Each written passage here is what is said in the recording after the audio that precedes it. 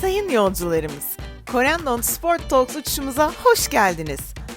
Bugün uçuş rotamız spor dünyasının efsaneleri, rakipsiz sohbetler, bolca eğlence ve sürpriz anlar sizi bekliyor. Kemerlerinizi bağlayın, koltuklarınızı dik konuma getirin. Çayınızı, kahvenizi alın. Çünkü Corendon Sport Talks şimdi başlıyor. Ardacığım, Türk futbolunu değiştiriyor musunuz siz gençler? Londra'da mıydı Chelsea'ye attığın gol? Evet. Diyor ki Arda sen ağlıyordun ben ağlıyordum. Aldı bizi İbrahim abi. Aslan program yapıyor orada. Peki hangisi daha zor, yönetmesi mi oynaması mı? Oynaması benim çok kolaydı. Çok iyi futbolcuydum ben çünkü. Simeone ile beraber artık en üst seviyede nasıl futbol oynanacağını öğrenmiş biriydim. Hiçbir şeyi bu oyunun önüne koymadım. Ama hayat öyle bir şey ki bugün oturduğumuz yer biliyorsun. Ronaldo'sundan, Messi'sinden, Neymar'ından ki onlardan biri de sensin. Yani yaptığım şeyler gerçekten takdire şayan. Ben çok iyi bir Galatasaraylıyımdır, bunu biliyorsun. Hiç bu konuda hiç taviz ama çok güçlü bir anne. 2 tane evladımızı muhteşem yetiştiriyor. Onunla gurur duyuyorum. Slovenya'dan merhaba. Shakhtar Donetsk'in kampındayız. Corendon Sport Talks'a bu kez buradan merhaba diyoruz ve sevgili Arda Turan'la birlikteyiz. Arda, çok güzel sorularım var ama öncelikle merak ediyorum. Futbol bir spor mudur, bilim midir, sanat mıdır? Öncelikle hoş geldin Mehmet abicim. Aslında bu söylediklerinizin hepsinin içinden birazcık vardır futbolda. Futbolda kendine ait bir daldır diye düşünüyorum. Oynaması zevkli, yönetmesi zevkli, izlemesi zevkli. Hiçbir zaman tekrarına benzemediği için hiçbir maç bir önceki maça benzemez. Çok nadirdir bu. Basketbolda setler benzer, teniste vuruşlar benzer ki bunlar çok sevdiğim sporlardır ama futbolun en büyük özelliği sürekli değişken olmasıdır. Hiç bir öncekine benzemez. Peki hangisi daha zor, yönetmesi mi oynaması mı? Oynaması benim çok kolaydı. Çok iyi futbolcuydum ben çünkü. O yüzden yani ben iyi durumda olduğum zaman psikolojik olarak, fiziksel olarak yani çok daha az futbolcu vardı etrafında benden daha iyi. O yüzden çok daha arttım. Ama yönetmesi çok zor. Ama sen bir dünya devleriyle oynadın. Evet, Yani evet. hem karşı karşıya oynadın hem aynı takımda oynadın. Ya Messi'si, o Neymar'ı. seviyede nasıl oynanacağını öğrendim diyelim futbolcu olarak. Erken yaşta öğrendim. 24 yaşında Galatasaray'dan gittiğimde yani Simeone ile beraber artık en üst seviyede nasıl futbol oynanacağını öğrenmiş biriydim. Kariyerimin sonraki yıllarını öyle geçirdim. Aynı zamanda saha içinde bu tür fenomenlerden, Ronaldo'sundan, Messi'sinden, Neymar'ından ki onlardan biri de sensin. Bir şeyler öğreniyor musunuz Ya karşılıklı? mutlaka bir şey öğreniyorsun. Çünkü ben hep şuna bakarım. Eğer onlar en iyiyse mutlaka bazı şeyleri çok iyi yapıyorlardır. Saha içinde, saha dışında, taktiksel olarak. O yüzden hep iyi taraflarını almaya çalıştım ki iyi tarafları çoktur. Eğer Messi'ye bakıp da iyi şeyler göremiyorsanız, alamıyorsanız, Iniesta'ya bakıp da, Cristiano'ya bakıp da iyi şeyler göremiyorsunuz. Körsünüzdür herhalde diye düşünüyorum. Evet, benim de sende en çok takip ettiğim ve gördüğüm şeylerden biri öğrenme açlığı. Nasıl besleniyorsun? Bilgi açısından nasıl besleniyorsun Arda? Vallahi cesaretliyim bilgi konusunda. Çünkü şöyle bir şey var. Sormaktan, araştırmaktan, gitmekten, merak etmekten hiçbir zaman vazgeçmiyorum. Konuyla ilgili hata yapmaktan korkmuyorum. Çünkü niyetim iyi olduğunu hissettiğim için, ben kendim bildiğim için her zaman bir şeyleri denemeyi tercih ederim. Seyahat ederim, giderim, öğrenirim. Bilmediğim şeyler hakkında girişkenlik sağlarım. Buraya gelirken dedim mesela işte sonuç olarak Okan abiyle konuşuyoruz, ekibimle konuşuyoruz. Yabancı ve çok önemli, güçlü bir futbol kültürüne geliyoruz. Shakhtar'ın çok önemli bir kültürü var. Ama dedim ki onlara rahat olun. Ben bunları yapabilirim yani. Oraları yönetebilirim, oraların içinde olabilirim, hissedebilirim, insanlarla temas edebilirim. Bundan kesin çekinmeyin. Merak etmeyin. Oraya gittiğinizde göreceksiniz bunu dedim. Ve öyle de hissediyoruz şu anda. Peki herhangi bir kitap sürekli okuduğun, takip ettiğin? Dürüst olmak gerekirse eskiden çok fazla kitap okuyordum. Her gece bir 10-12 sayfa kitap okuyup öyle yatardım. Çok keyifli bir şeydi ama artık bu sosyal platformdan mı ne işte isim veremiyorum. Dizi izlediğimiz, film izlediğimiz yerler, belgesel izlediğimiz her şeyin belgeseli var. Benim bile belgeselim var. Senin belgeseline dönelim mi? Tabii ki de. Ne demek? Senin belgeselinde ben de vardım. %100. Olmazsan olmaz. Peki. Ben o konuyla ilgili şöyle düşünüyorum. Herkes orada kendi işini iyi şekilde yapmaya çalıştı. Herkes kendi konumunu korumaya çalıştı. O konuyla ilgili bütün negatif şeyleri dışarıya attım. Ben yine de 2016 Avrupa Şampiyonası'nda olmaktan, sonuç olarak rakiplerimiz Dünya Şampiyonası finalistlerinden biri Hırvatistan, dünyanın en iyi takımı İspanya ve belki de bizden daha iyi kalitesi kadrosu olan Çek Cumhuriyeti. İyi ki sen o belgeseli çektin. Belgesel Çünkü benim için çok ağır geçti. Çok sinirlendiğim şeyler oldu. Bir belgesel düşünün. UEFA Kupası finalinde yaptığım asist yok. Tamam beni övmeyeceksiniz de mesela yönetmenimize öyle dedim. Çok tatlı yönetmenimize Okan abi senaryo yazmış. Ya Okan abi senaryo yazıyorsun. Tamam eleştireceksin yüzleşme de.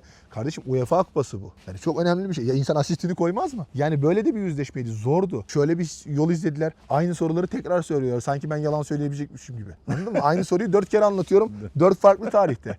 Gel cevapla bakalım. Ya anladın mı? Günaydın değişi bile farklı oluyor insanın. Çok haklı. Sonra dönüp baktığımda gerçekten kendimle de gurur duydum. Kolay şeyler değil. Tekrardan aynı travmaları yaşamak. yaşamak, üzüntüleri yaşamak. Yani kaç defa Bilal abiye bile haber gönderdim. Gel Biliyorum, dedim ya işte biliyorum, konuşalım biliyorum. gel top. Hani anladın mı? Aramızda bir şey de yok yani. Gel hani insanlar da görsün rahat et. Hani sende de bu yük kalmasın. Kaldı ki sen pek çok kez, biri de CNN'de olmak üzere, Bilal abiden de %100. o davranışında özür diledin ki aynı şekilde Okan'la konuşup ben de Bilal abiyle konuştum. Peki Arda Turan, Eyüpspor'da teknik direktörlüğe adım attığın an ki ilk teknik direktörlüğündü. Hayali neydi Arda Turan'ın? Eyüpspor'daki bütün hayallerimi gerçekleştirdim. Eyüpspor Ben olarak. teknik direktör olarak Teknik hayalini direktör soruyorum. olarak hayatım Şampiyonlar Ligi kazanmak istiyorum. La Liga'yı kazanmak istiyorum. Ukrayna Ligi'ni kazanmak istiyorum. UEFA Kupası'nı kazanmak istiyorum. Oynadığım o turnuvadaki en iyisini yapmaya çalışıyorum. Çünkü gerçekten taktiğime ve sistemime güveniyorum. Oyun bilgime güveniyorum. Ve gelişimi sürekli takip ediyorum. Zorluyorum bu bilgiyi alabilmek için. Ve aynı zamanda rekabetçiliği de bırakmıyorum. Çünkü rekabet etmeden de bu iş olmaz. Ama rekabet ederken de öğrenmek mümkün. Peki tebrik edenler kim oldu ilk seni Shakhtar'la? Bütün Atletico Madrid kulübünden, Barcelona kulübünden o kadar nezaketlilerdi ki. Barcelona 2. başkanı Demaris'i gördüm sarıldı. Ülkedeki herkes, Ferit Şahin'inden Galatasaray kulübündeki herkese kadar, Brezilya'daki takım arkadaşlarıma kadar Atletico Madrid'deki herkes, kimi sorsan herkes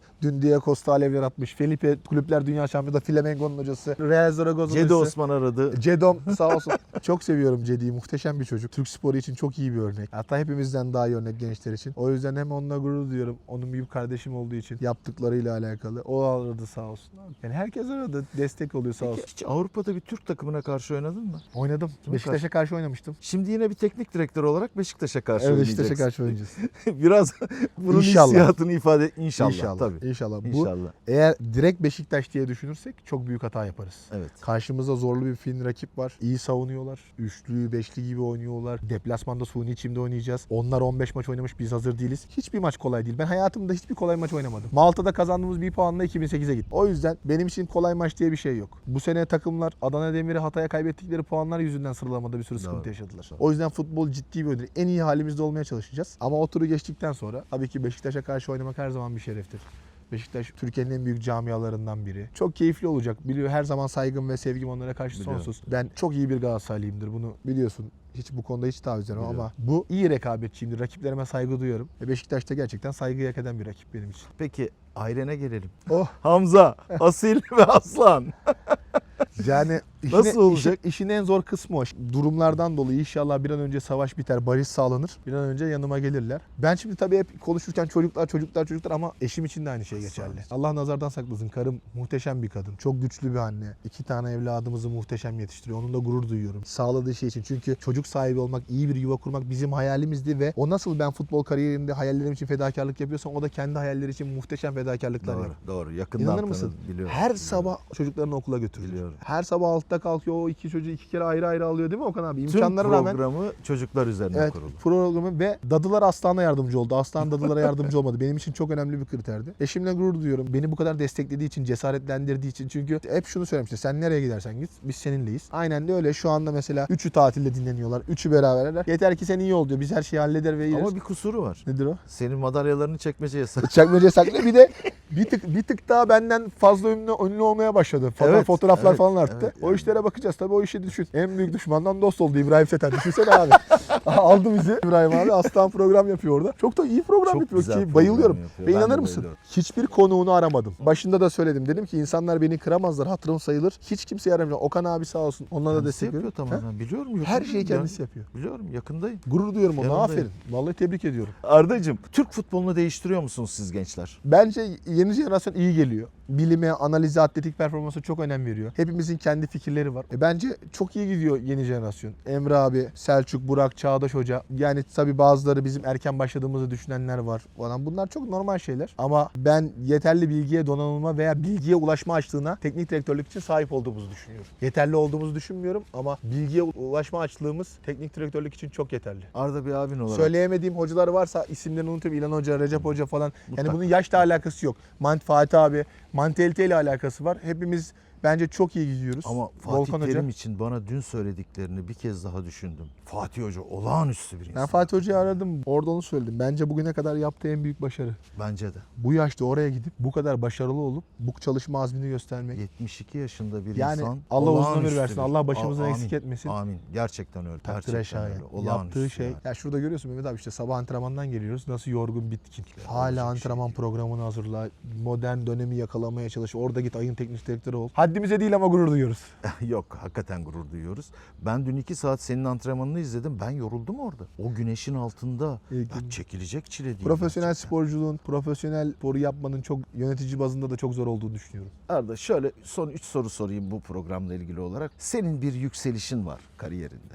O yükselişi bana anda. şurada yükselmeye başladım. Şu anda değil, spor Evet. hayatında. Spor hayatında yani şöyle bir şey var. Bir defa oyunu çok seviyorum. Yani hayatı yaşamayı, eğlenmeyi, mutlu olmayı çok seviyorum ama hiçbir şeyi bu oyunun önüne koymadım. O yüzden bu bana hep kazandıran bir şey oldu. Bir de şu çok önemli bir şey ya. Yani bir şey yaparken sürekli hep hatadan, yanlıştan falan konuşuyoruz da bir şey de çok büyük avantaj. Sürekli yargılanıp karşı taraftan negatif olarak da başlamak çok büyük avantaj. Neden biliyorsun? Normal bir şey yaptığınızda bile artık o sizin için pozitif oluyor. Ben şu anda mesela normal bir şeyler yaptığımda Arda düzeldi, toparladı, çok iyi falan. O da bazen yargılanmak da bilmeden insan için avantaj. Negatif bakış açısı da insan için avantaj. Bu birazcık da bana avantaj oldu. Ben yine normal Arda gibi davranıyorum yani artık. 2 çocuk babası, futbola daha çok konsantre olmuş. Futbolu seven, geliştirmeye çalışan biriyim. Peki Londra'da mıydı Chelsea'ye attığın gol? Evet. Onu da bir uçuş sorusu olarak sorayım bizim Corendon'u. Şimdi şöyle düşün Mehmet abi. Ne hissettin o anda? İkinci ligde Eyüpspor'la şampiyon olurken ne büyük bir coşku yaşıyoruz. Bugün Türk spor tarihinde işte Şampiyon Kulüpler Kupası'nda Galatasaray'ın var. Onun dışında Şampiyonlar Ligi yarı finali çok önemli bir şey. Orada gol atmak, o maça hakim olabilmek, Stamford Bridge'de, Londra'da. Yani yaptığım şeyler gerçekten takdire şayan. Nasıl? Buraya geldiğimde oyuncularımın, Brezilyalı oyuncuların, Ukraynalı oyuncuların bana gösterdiği saygıdan, histen anlıyorsun bunu, ne olduğunu. Bu tabii çok önemli, güzel bir şey. Evet. Çünkü çok önemli kupa, 11 taneye yakın Avrupa'da kupa kazandım. Ve bunların hepsinde temel etkenlerden bir tanesiydim. O çok önemli bir şey. Peki Arda, bir türbülans sorusu sorsam sana. Lütfen. Sallantıda olduğun, Lütfen abi. kariyerimde bu beni çok salladı dediğin an neresi? Milli takım olayı beni çok salladı. Ama hayat öyle bir şey ki bugün oturduğumuz yer biliyorsun. Emir abi kampı düzenleyen. Biliyorum. Bugün geldiğimiz yer. Emir abi Slovenya'da milli takım kampındaki son günümde beni aldı. Arabadaki o halimi anlatıyor. Diyor ki Arda seni ağlıyordum, ben ağlıyordum. Yani düşünün, Barcelona'da oynamış bir oyuncu, ülkesinin milli takımına ağlıyorum. O da benimle beraber ağlıyor. Bugün o kampa Shakhtar teknik direktörü olarak geliyorum. O da bu kampı dedi ki seni böyle görmek ne güzel. Kapıda zaten ilk ona sarıldım. Hayat hikayelerle dolu. Ben şuna inanıyorum. Eğer iyi niyetle çalışıyorsanız, karşı tarafı yargılamıyorsanız, merhametliyseniz yol size bulduruyor. Yani gerçekten en sıkıntılı durumda da güzelleri bulabiliyorsunuz. Güzel şeyleri bulabiliyorsunuz. Yani Arda, çok keyifli bir hayatım Arda. var o yüzden. Umarım çok başarılı olursun. Bundan eminim. Ya deneyeceğiz Mehmet abi. Bir fikrim var, hayallerim var. Yani ben bunu en üst seviyede yapabileceğimi, bu oyunun kaderini değiştirebileceğime inanıyorum. İnşallah. Arda çok teşekkür Ben ederim. teşekkür ederim, ne demek. Yürekten başarılar diliyorum. Her zaman bekleriz. İnşallah güzel başarılardan sonra konuşuruz Mehmet abi. Teşekkür Eyvallah, ederim görüşürüz. inşallah.